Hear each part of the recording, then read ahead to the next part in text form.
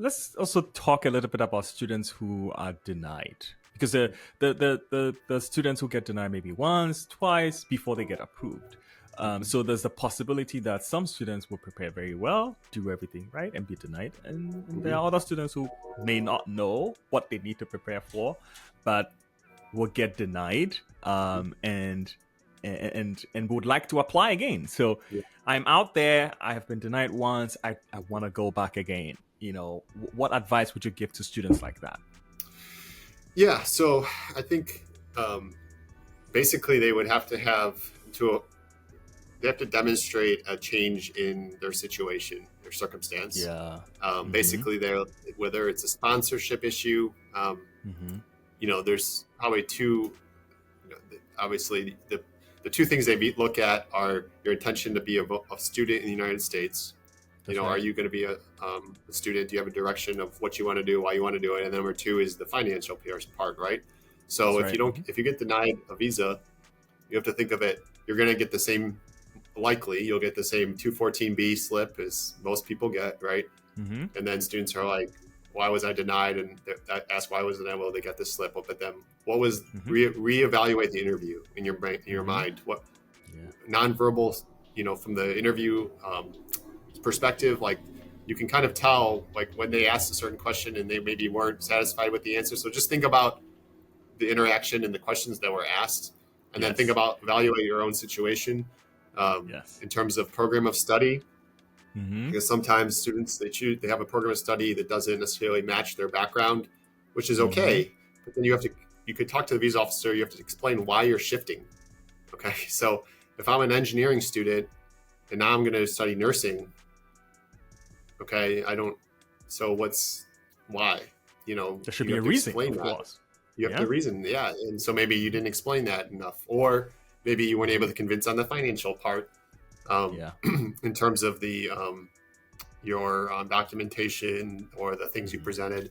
So you have to rehash, and as long as you're able to correct some of those situations or those issues, Yeah. again, I would inquire to your um, in our case, our staff is here to kind of assist with that. And in a majority of Certainly. cases, I can tell, why you were denied.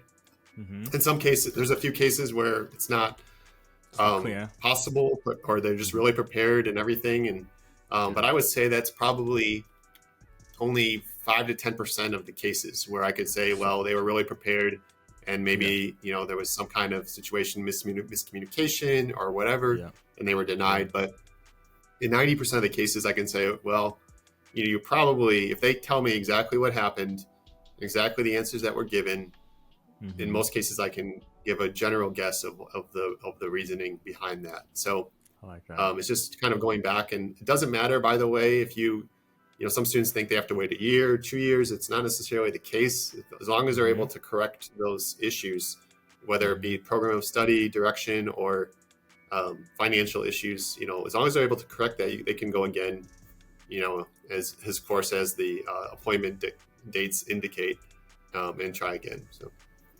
I like that. That's certainly true.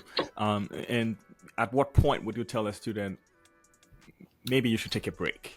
Because I have mm, students that have been denied yeah, 4 times, 5 times, 6 times. yeah, And they keep going back every other month.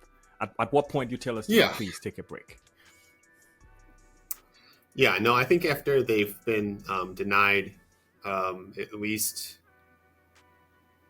2 times, they should really reevaluate like what's going on. Right Mm-hmm. now, a key point is that when you go for a visa interview, technically, when you go for another one at the same embassy, most of the time they will give you a different visa officer Yeah. to kind of provide an objective viewpoint on the Yeah. application. So, but yeah, I would say like 2 or 3 times you're going to have to self evaluate. And there's some students, to be completely honest, just don't have the funding, or and coupled with that, don't have the mechanism to be able to secure enough funding to study abroad. I mean, that's just a reality for some students. They're going to have to look elsewhere, or maybe online options, or whatever the case may be. Like, they're going to have to reevaluate what they're doing. So I think, those are some situations where you really need to think about the direction and things of that nature. Because one thing that we do here is we require the deposit after a denial. So we require tuition deposit after denial, because we don't want to just keep, deferring students again and again and again without some kind of demonstration of support from their sponsor. Yes.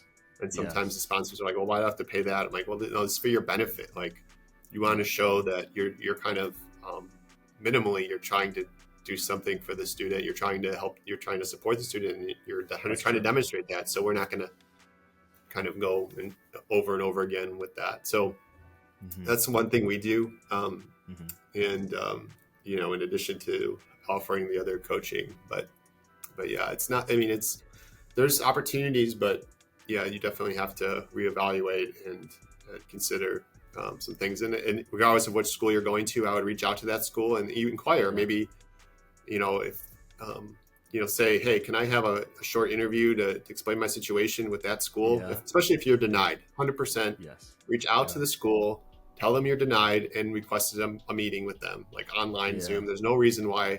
Of course, some big schools, they don't have time, but again, what does that say? Maybe about what they're trying to offer, request a meeting and ask for feedback.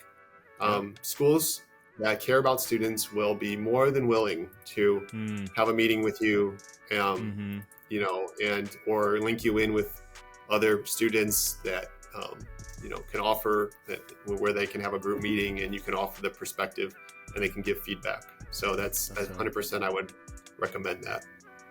Wow.